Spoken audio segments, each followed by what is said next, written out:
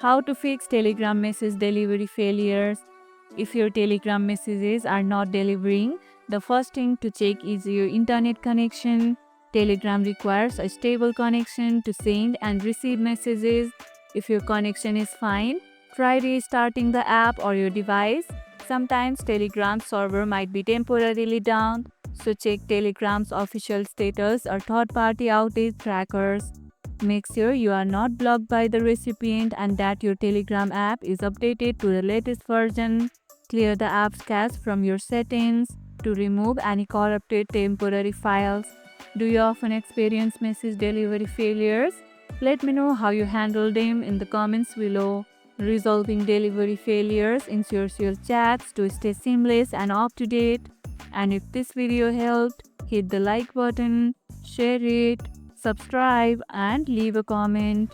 Thanks for watching, and I'll see you in the next one.